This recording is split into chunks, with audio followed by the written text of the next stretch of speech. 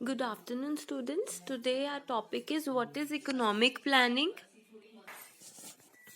तो economic planning का मतलब होता है किसी चीज़ को डायरेक्शन देना, ठीक है.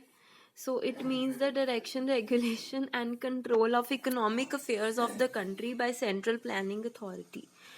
तो हमारी सेंट्रल प्लानिंग अथॉरिटी कौन है? हमारी गवर्नमेंट, सेंट्रल गवर्नमेंट. तो वो बनाती है जैसे 5 ईयर प्लान आपने सुने होंगे वो. It means the well organized, well defined and well planned utilization of available physical, material and human resources of a country. तो बेसिकली इकोनॉमी को प्लान करने के लिए हमें क्या क्या चाहिए कि एक तो जो फिजिकल रिसोर्सेज है, लैंड वगैरह, मटेरियल, उसको अच्छे से मैनेज करना है और ह्यूमन रिसोर्स को भी मैनेज करना है. Next are objectives. So what are 3 objectives? Economic objective, social objective and political objectives. ठीक है. इकोनॉमिक ऑब्जेक्टिव्स में क्या आएगा कि हमने मैक्सिमम प्रोडक्शन और प्रोडक्टिविटी करनी है.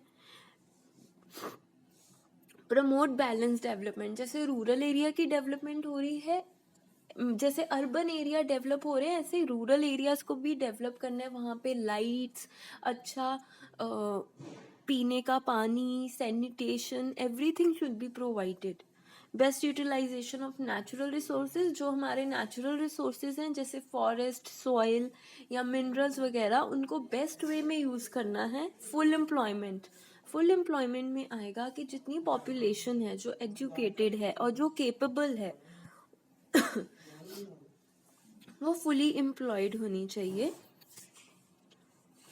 Next is economic stability. For example जैसे कंट्री का इन्फ्लेशन रेट ठीक होगा एंड प्रोडक्शन ज़्यादा होगी, इम्पोर्ट्स एक्सपोर्ट्स बैलेंस्ड होंगे, बैलेंस ऑफ पेमेंट वो बैलेंस्ड होगा, तो इकोनॉमिक स्टेबिलिटी होगी.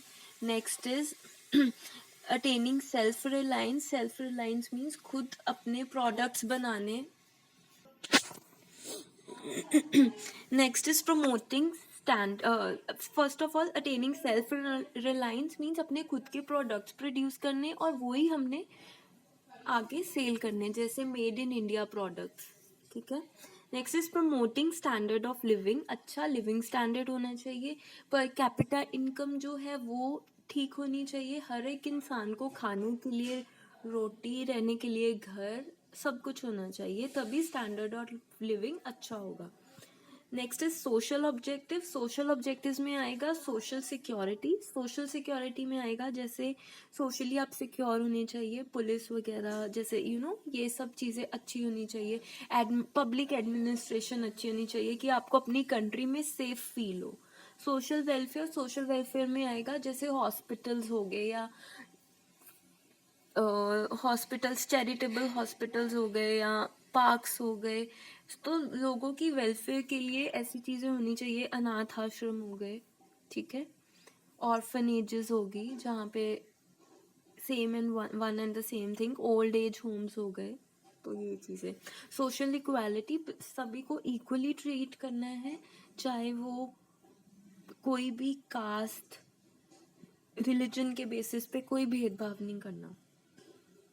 Next is political objectives. उसमें आएगा promoting defence, internal peace and satisfying political ego. Political ego में आएगा जब दो पॉलिटिकल पार्टीज में क्लैशेस हो जाए, उनकी थिंकिंग में क्लैशेस हो जाए, तो उससे क्या होता है कि जो पूरा कंट्री का माहौल है वो खराब हो जाता है. ठीक है.